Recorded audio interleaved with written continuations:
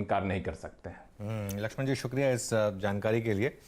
तो देखिए, इस चीज़ को एक कैसे समझना होगा कि अब ये विंडफॉल टैक्स कम हुआ है क्योंकि वो गवर्नमेंट ने साफ बोला भी था कि अगर उस तरफ क्रूड जाएगा तो हम उसको कम करेंगे, और अब ब्रेंट क्रूड 80 के करीब आ गया है और 70 में कोई ज़्यादा डिफरेंस नहीं है।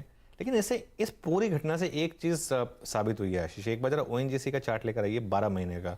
ओएनजीसी में एक अच्छी खासी रैली बन रही थी, और जब एक लग रहा था कि ओएनजीसी को कोई सब्सिडी शेयर नहीं करना पड़ेगा, कुछ नहीं करना पड़ेगा, एक डॉलर रुपये भी उस टाइम पर स्टेबल था, और उसके बाद आप देखिए वो एक जो रैली बन रही थी वो एक कहाँ पर जाके थमी, 187 पर।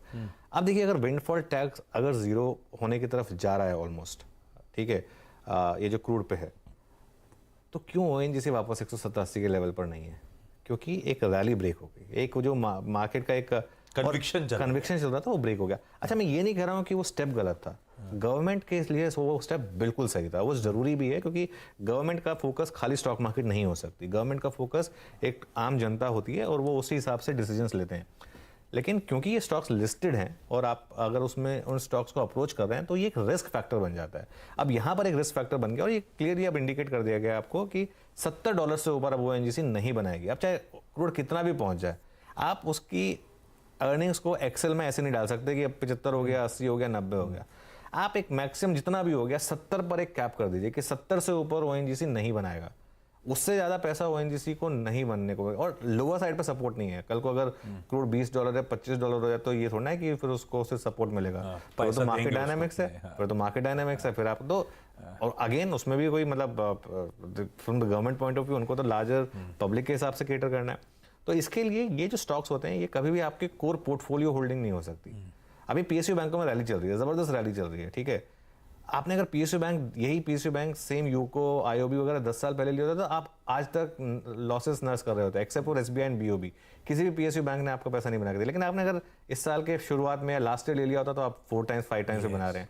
तो पीएसयू कंपनियां और पीएसयू बैंक और जितना भी पीएसयू बास्केट है एक बहुत अच्छी पॉकेट है ट्रेडिंग के हिसाब से। लेकिन कोर पोर्टफोलियो बेट इसको बनाने की गलती ना करिए, क्योंकि उसमें थोड़ा सा एक रिस्क रहता है हमेशा। बिल्कुल सही। ओएनजीसी का स्टॉक स्क्रीन पर लेकर बहेती साहब, जरा इस सारी घटनाक्रम, इस फोर्टनाइटली रिव्यू का सारा इंपैक्ट लार्जली इसी स्टॉक पे दिखता है। खबर आई थी तब भी, और अब जब ओवरहैंग छट रहा है तो इसी पे। पिछले कुछ दिनों से अच्छे मूव्स दिखा रहा था, पहले लगा क्रूड की चाल होगी, लेकिन इस फोर्टनाइटली रिव्यू में शायद स्ट्रीट एंटिसिपेट कर भी रही थी कि एक कट आएगा, क्योंकि सबको भाव पता रहता है कितना मीनिंगफुल कट आने की गुंजाइश है। ओएनजीसी में स्ट्रेंथ ऑफ लेट रही है बहेती साहब, चार्ट्स पे कैसा प्लेस्ड है? ये आशीष जी, चार्ट पे भी अच्छा दिख रहा है जिस हिसाब से स्टॉक प्लेस्ड है। कल के गिरावट में भी कोई कंट्रीब्यूशन नहीं था ओएनजीसी का, और बहुत अच्छे से होल्ड किया इसने अपने पूरे परसों के गेन्स को। हमें लग रहा है कि यहाँ पे एक तेजी की तरफ ट्रेड बनाया जा सकता है ओएनजीसी में। 144 का एक एसएल मेंटेन करके इसमें तेजी की तरफ ट्रेड बनाए।